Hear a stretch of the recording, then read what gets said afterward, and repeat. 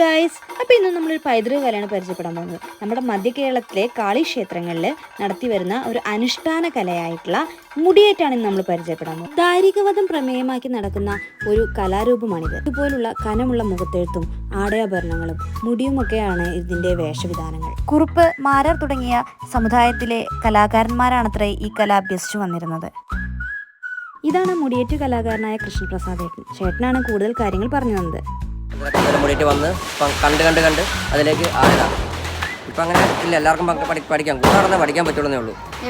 കൂടെ ഈ അമ്പലങ്ങളൊക്കെ പോയി കൂടെ നടന്നാണ് ഇത് പഠിക്കുന്നത്. പ്രത്യേകിച്ച് ഇതിന് പഠിത്ത ഒരു കേന്ദ്രമായിട്ട് കലാപഠത്തിലൊന്നും പഠിപ്പിക്കുന്നില്ല. ഞാൻ കൂടെ നടന്നാണ് പഠിക്കുന്നത്. ഭദ്രകാളി ദാരികനെ നിഗ്രഹിക്കുന്നതാണ് കഥ. മുടിയേറ്റിലെ 7 ഭാഗങ്ങളും 7 വേഷങ്ങളായിട്ട് അവതരിപ്പിക്കുന്നത്. തുടക്കത്തിലെ ശിവനാരദ സംവാദം. ഇപ്പോൾ ആദ്യമേ കളയെഴുത്തുംപാട്ട് നടക്കും. അതായത് നാരദ മഹർഷി കളം കുറിച്ച് കാണിച്ചു പറഞ്ഞു മഹാദേവൻ ഭദ്രകാളിയുടെ പടം. അതാണ് കളയെഴുത്തുംപാട്ടും. അതിനുശേഷം ശിവനാരദ സംവാദം. അതായത് ശിവൻ്റെ മുമ്പിൽ നാരദൻ ദാരികനെക്കുറിച്ചുള്ള അവൻ്റെ അഹങ്കാരം, അവൻ്റെ ശക്തി, ദാരികനെക്കുറിച്ചുള്ള ത്രിലോകങ്ങളും നശിപ്പിച്ച് അടക്കി വാഴുന്ന ഒരു രാജാവാണ്. അവനെക്കൊണ്ട് എല്ലാവരും ശല്യമാണ്. നീതിന്യായമുള്ള ആളുകൾക്ക് ആർക്കും ജീവിക്കാൻ പാടില്ല എന്നൊക്കെ പറഞ്ഞിട്ട് മഹാദേവൻ്റെ അടുത്ത് ഇവൻ്റെ കാര്യങ്ങളൊക്കെ പറയുകയാണ്. ദാരിക ദാനവേന്ദ്രന്മാരുടെ കാര്യം. അത്ര അസുരന്മാരാണ് അവർ. ഒരു 10-15 മിനിറ്റ്. അതുപോലെ ശിവനാരദ സംവാദം. അതായത് ശിവൻ്റെ മുമ്പിൽ നാരദൻ ദാരിക ദാനവേന്ദ്രന്മാരെ കുറിച്ച് പറയുന്ന ഭാഗമാണ്. രണ്ടാമത്തെ ഭാഗം എന്ന് പറഞ്ഞാൽ ദാരികം പുറപ്പാട്. ദാരികൻ്റെ അഹങ്കാരം, അവൻ്റെ ശക്തിയെല്ലാം ജനങ്ങളെ കാണിക്കുന്ന ഭാഗമാണ് ദാരികം പുറപ്പാട്. ആ ദാരികം പുറപ്പാടിൻ്റെ അവസാനം ദാരികൻ 4 ദിക്ക് നോക്കി വെല്ലുവിളിക്കും. തന്നെ ജയിക്കാൻ ആരെങ്കിലും ഉണ്ടോ എന്ന് വെച്ച് വെല്ലുവിളിക്കും. അത് കേട്ടിട്ട് ഭഗവതി പുറയിൽ നിന്നും തിരിച്ച് ദാരികനെ വെല്ലുവിളിക്കും. അപ്പോൾ ദാരികനെ കൊല്ലാൻ വേണ്ടി ഭഗവതി ശിവൻ്റെ തൃക്കണ്ണിൽ നിന്ന് വന്ന പോലെ തന്നെ നമ്മുടെ ഭദ്രകാളി നടക്കേന്നാണ് കിരീടം വെച്ച് വരുന്നത്. കിരീടം എന്ന് പറഞ്ഞാൽ വരിക്കപ്ലാവിൻ്റെ ഒറ്റത്തടിയാണത്. ഈ തടി ഭദ്രകാളിയുടെ കിരീടമാണ് ഇരിക്കുന്നത്. വരിക്കപ്ലാവിൻ്റെ ഒറ്റത്തടിയാണ്.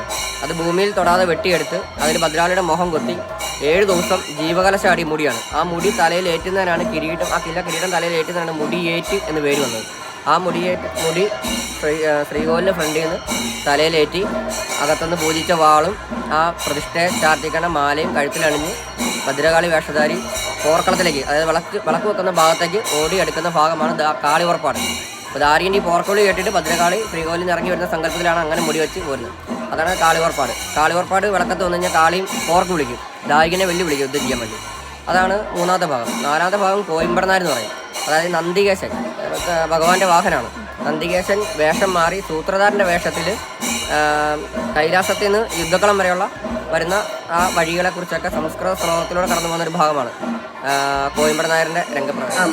പഞ്ചഭൂതങ്ങളിൽ പ്രധാനിയാണ് കൂളി. ഇവിടെ ഇരിക്കുന്ന ആളുകളെല്ലാം തൻ്റെ മക്കളാവും. അവരെ എടുത്തുകൊണ്ട് പോവുക, അവരെ മോനെ നോക്കുക, അവരെ കളിയാക്കുക. അതെ. അപ്പോൾ അതാണ് കൂളി. കൂളി എന്ന് പറഞ്ഞാൽ അന്നത്തെ കാലത്ത് സ്ത്രീകൾ ദാരികയിൽ നിന്ന് അനുഭവിച്ച പീഡനങ്ങൾ പ്രതീകമാണ് കൂളി എന്ന് പറയുന്നത്.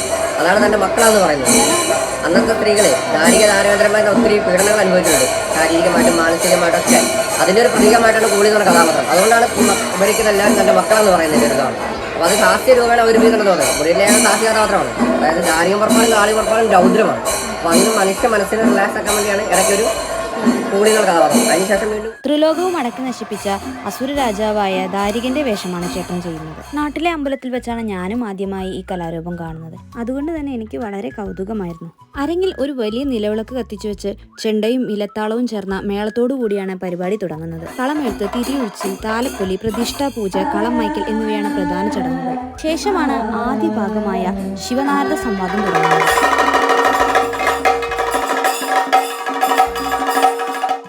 പിന്നീട് 2ാം ഭാഗമായ ദാരിക പുറപ്പാടാണ്. ത്രിലോകവും അടക്കി നശിപ്പിച്ച അസുര രാജാവായ ദാരികൻ തന്റെ ശക്തി കാണിക്കുകയും അഹങ്കാരത്തോടെ 4 ദിക്കിലും നോക്കി വെല്ലുവിളിക്കുകയും ചെയ്യുന്ന രംഗങ്ങളാണ് ദാരിക പുറപ്പാടിലുള്ളത്.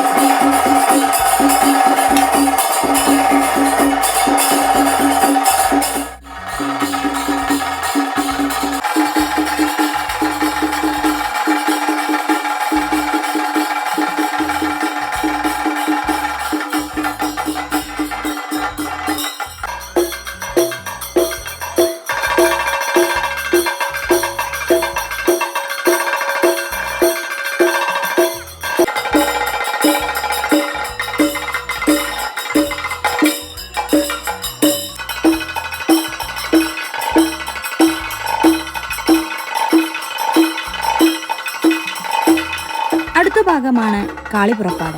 ശിവന്റെ തൃക്കണ്ണിൽ നിന്നും വന്ന പോലെ എന്ന് കാണിക്കുന്നതിന് വേണ്ടി നേരത്തെ നമ്മൾ കണ്ടിട്ടുണ്ടായിരുന്ന ആ മുടി നമ്മളുടെ അമ്പലത്തിൻ്റെ നടയിൽ വെച്ച് കാളി കെട്ടുന്ന കലാകാരൻ അത് തലയിൽ വെക്കുന്നത്. ആ ഒരു ചടങ്ങിനെ പറയുന്ന പേരാണ് മുടിയേറ്റ്.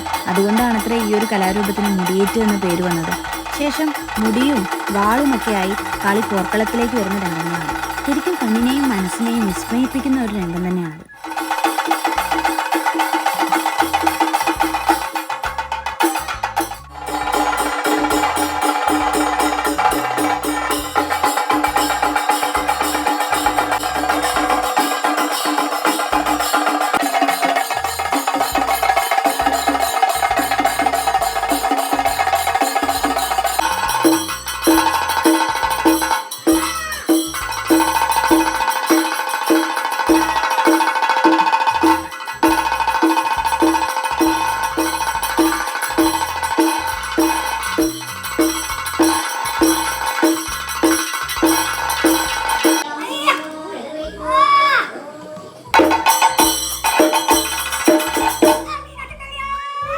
ഇനിയുള്ള രംഗമാണ് എടുത്തു പറയേണ്ടത്. അതാണ് കൂളിപുറപ്പാട്. കൂളിപുറപ്പാടിലെ അമ്മയെ പൂയി എന്നും പറഞ്ഞുകൊണ്ട് ചുറ്റിലിരിക്കുന്ന എല്ലാവരെയും മക്കളെ കണ്ടുകൊണ്ട് വരുന്ന കഥാപാത്രമാണ് കൂളി. യുദ്ധത്തിൻ്റെയും പോരുളിയുടെയും ഇടയിലേക്ക് ആളുകളെ ചിരിപ്പിക്കാൻ എത്തുന്ന ഒരു ഹാസ്യ കഥാപാത്രമാണ് കൂളി.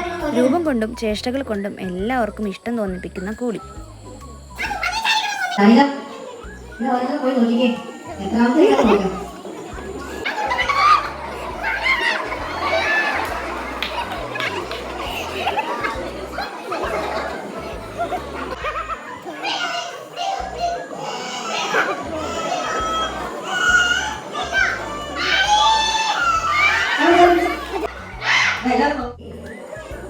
രാവിലെ വൃത്തിയുടെ കിടക്കല്ലേ അമ്മ വന്നേ കാണുന്നത്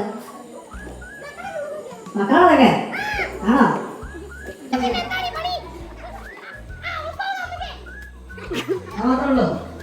അങ്ങനെ മുടിയേറ്റ് കാണാൻ പോയാൽ ഞങ്ങൾ ഒട്ടും പ്രതീക്ഷിക്കാതെ സംഭവിച്ചൊരു കാര്യം. പുളി വിളിച്ചത് രേഷ്മയായിരുന്നു. അങ്ങനെ പാവൻ രേഷ്മയെ കൊണ്ട് മാവിൽ വെച്ച് അവിടെ മൊത്തം അടുപ്പിച്ചു.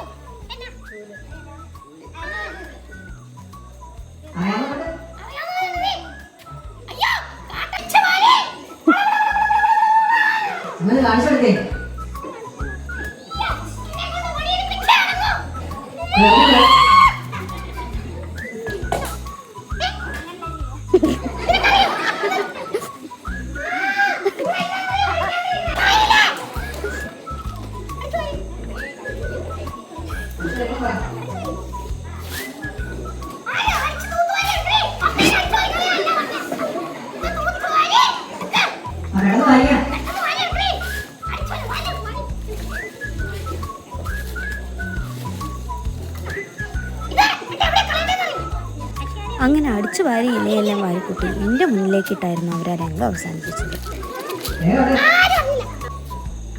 അങ്ങനെ എല്ലാവരെയും ചിരിപ്പിച്ചുകൊണ്ടിരിക്കുന്ന കൂളിയുടെ അടുത്തേക്ക് കാളി എത്തുകയാണ്. അപ്പോൾ ഇനി കൂളിയും കാളിയുമുള്ള രംഗങ്ങളാണ്.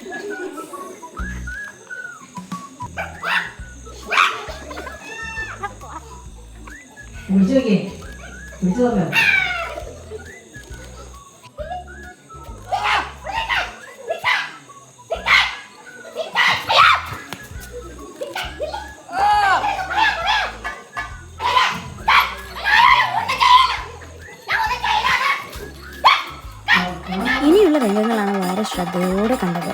കൂടിയാട്ടമാണ് അടുത്ത രംഗം. കൂടിയാട്ടത്തിൽ കാളിയും കൂളിയും ദാരികനും ദാനവേന്ദ്രനും, ദാനവേന്ദ്രൻ എന്ന് പറയുന്നത് ദാരികൻ്റെ ജ്യേഷ്ഠനാണ് കേട്ടോ, ഇവരെല്ലാവരും ചേർന്ന് ഒരുമിച്ച് യുദ്ധം ചെയ്യുന്ന രംഗങ്ങളാണ് ഇനിയുള്ളത്.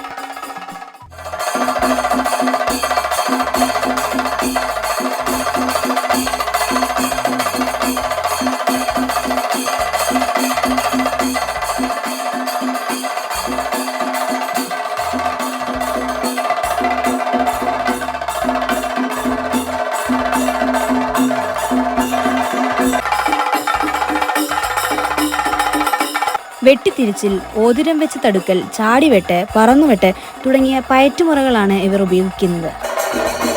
ഇനി അടുത്ത രംഗം ദാരികവധമാണ്.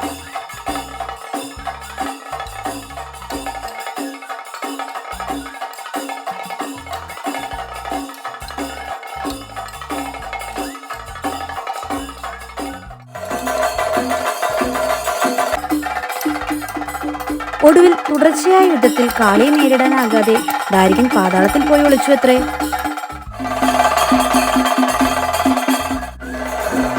ഉഗ്രകോപത്തിലുള്ള കാളിയെയാണ് പിന്നെ കാണുന്നത്. കോപത്താൽ കാളി ലോകം നശിപ്പിക്കാതിരിക്കാൻ കോയിപ്പട നായർ കാളിയുടെ മുടി പിടിച്ചെടുത്ത് ആയുധം നിലത്ത് കുത്തിപ്പിക്കുന്നു. അങ്ങനെ പോരവസാനിക്കുമ്പോൾ ദാരിക ശിരസായ മുടി വെട്ടിയെടുത്ത് ശിവസങ്കല്പമായ വിളക്കിനെ മുടികൊണ്ട് കാളി ഉഴിയുന്നു. തുടർന്നാണ് പ്രജകളെയെല്ലാം അനുഗ്രഹിച്ച് മുടിയേറ്റ് അവസാനിക്കുന്നത്. 3 മണിക്കൂറോളം നീണ്ടു നിൽക്കുന്ന മുടിയേറ്റ് എല്ലാവരും കണ്ടാസ്വദിക്കേണ്ട മികച്ചൊരു അനുഭവം തന്നെയാണ്. കണ്ടിട്ടുള്ളവരും കാണാൻ ആഗ്രഹിക്കുന്നവരും കമന്റ് ചെയ്യണേ. അപ്പോൾ ബൈ.